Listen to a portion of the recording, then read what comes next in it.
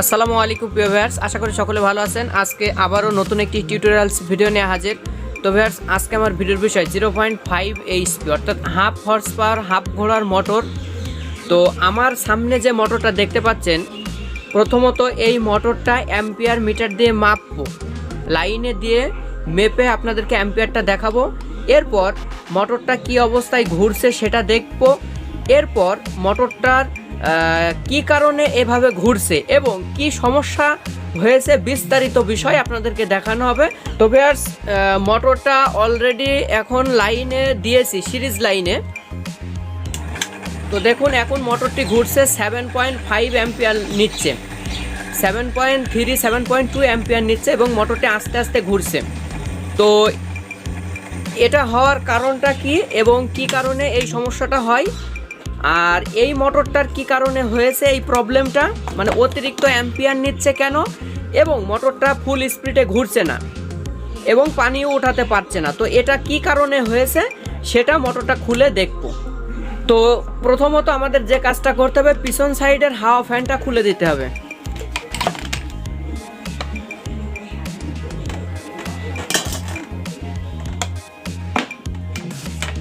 তো ভিউয়ার্স, এরপর পিছন সাইডের যে নাটগুলো আছে, অর্থাৎ বডি ক্যাপের সাথে 3টা নাট আছে, এ একটা।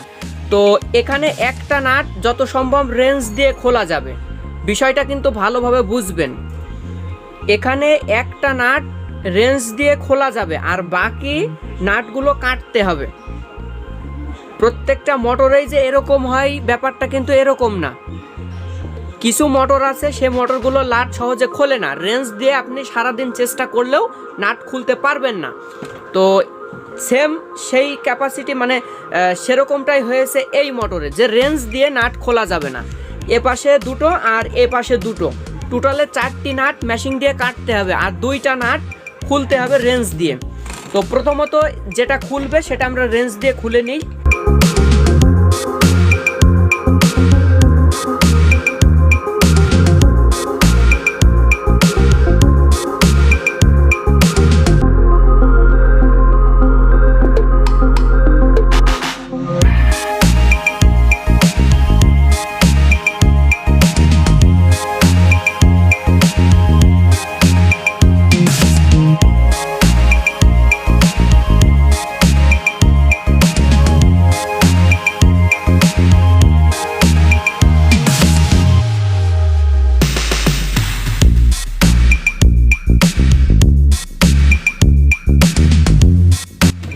পিছন সাইডে নাট কেটে দেবো। তো সেম আমি আপনাদেরকে যেভাবে দেখাচ্ছি এই সিস্টেমে, যে নাটগুলো খুলবে না আপনারা কেটে নেবেন। কিছু নাট আছে, নাটগুলো কাটার সিস্টেম আছে, পরবর্তীতে মানে নাটগুলো ব্যবহার করা যায় যাতে, সেই সিস্টেমে, কিন্তু এই নাটগুলোই নষ্ট হয়ে গেছে, এজন্য এই নাটগুলো শর্টে কেটে আউট করে দিতে হবে।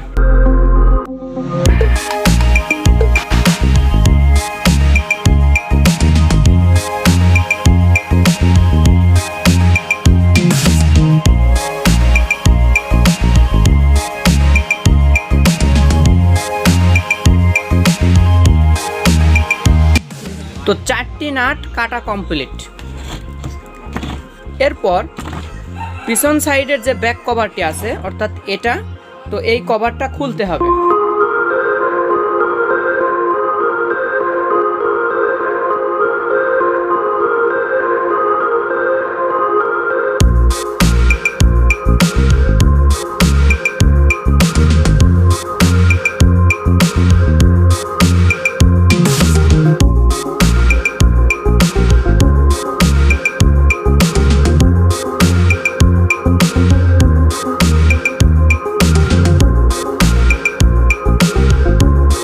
তো পিছন সাইডের যে ব্যাক কভারটি সেটা খুলে দিলাম। এটা দেখতে পাচ্ছেন, এটা হচ্ছে বিয়ারিংয়ের একটা স্প্রিং। বিয়ারিংটা যাতে টাল বেটাল না হয়, অ্যাকুরেট সেট হয়ে রাখার জন্য এই ওয়াশারটা দেওয়া হয়। তো এরপর সামনের সাইডের যে কভারটা দেখতে পাচ্ছেন, এই সামনের সাইডের, তো এটা হচ্ছে পাম অংশ আর এটা হচ্ছে কয়েল অংশ। তো পাম অংশটার এই নাটের এই মাঝখানে আপনি যখন এটা দিয়ে চাপ দিবেন তখনই আস্তে আস্তে খুলে যাবে।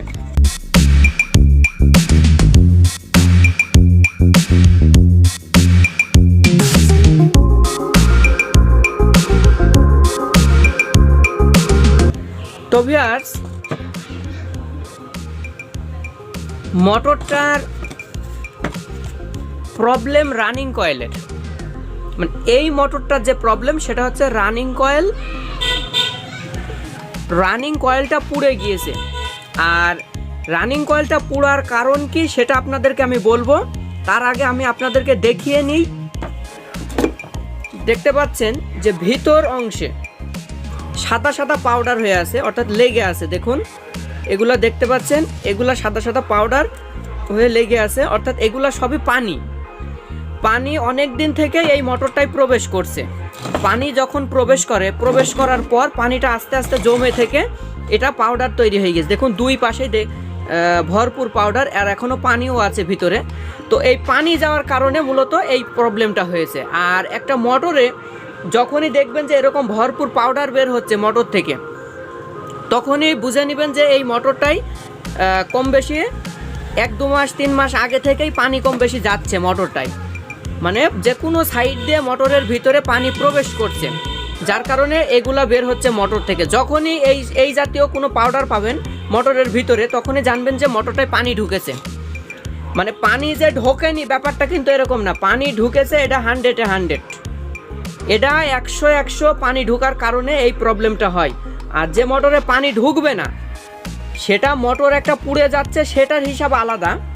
মোটর বিভিন্ন ক্ষেত্রে পুড়তে পারে, আর এক কারণে মোটর পুড়ে থাকে, অনেক রকম কারণ আছে। কিন্তু তার ভিতরে এরকম সমস্যা যদি হয়, বিশেষ করে মোটরের ভিতরে যদি দেখেন যে মোটরের ভিতরে পাউডার জমে আছে, তখনই আপনারা বুঝে নেবেন যে সেই মোটরটা পানি ঢুকেছে। দেখুন এতগুলো পাউডার তৈরি হওয়ার জন্য একটু সময় লাগে।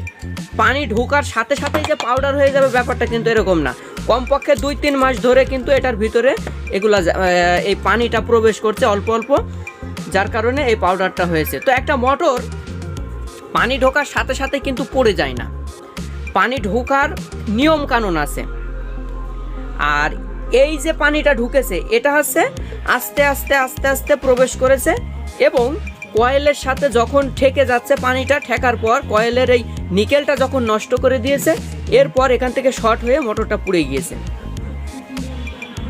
এই মোটরটা তো পানি যাওয়ার সাথে সাথে পড়েনি, এটা পানিটা জমে থেকে পাউডার তৈরি করে, এই পাউডারটা যখনই এটার সাথে ঠেকে যাচ্ছে, ঠেকার পর এই কয়েলের নিকেলটা নষ্ট করে দিয়েছে রানিং কয়েলের, এরপর আস্তে আস্তে মোটরটা পুড়ে গিয়েছে। তো মোটামুটি আপনাদেরকে যেই সিস্টেমে দেখালাম, প্রথমত এইভাবে খুলে নেবেন। খোলার পর দেখবেন যে একটা মোটর যখন ঘুরছে না, ফুল স্পিডে মোটরটা ঘুরছে না, তখন খোলার পর দেখবেন যে পানি ঢুকে যদি এই সমস্যা হয়, সেক্ষেত্রে মোটরটা ফুল নতুন করে বাধাই করবেন। রানিং স্টার্টিং সম্পূর্ণ কয়েল বের করে নেবেন। বের করার পর ভালোভাবে প্যাড টুল দিয়ে পরিষ্কার করে নেবেন। পরিষ্কার করে একটু রোদ্রে শুকিয়ে ভালোভাবে নতুন করে পেপার কেটে নতুন করে পেপার লাগিয়ে ভালোভাবে বাধাই করে দেবেন, সেক্ষেত্রে আর কোনো প্রবলেম হবে না। নতুন কয়েল যখনই বাধাই করে দিবেন তখন আর কোনো সমস্যা হবে না। তো মোটামুটি এই জিনিসগুলো আপনাদেরকে দেখালাম, যেটা এই পাউডারগুলো, এটা যখনই একটা মোটরে প্রবেশ করেন তখনই বুঝে নেবেন যে মোটরটায় পানি প্রবেশ করেছে। আর এটা যেহেতু রানিং কয়েলের সমস্যা আগে থেকেই হয়ে গিয়েছে, পুড়ে গিয়েছে, এখন আর এটা ধুয়ে পরিষ্কার করে কোনো লাভ হবে না।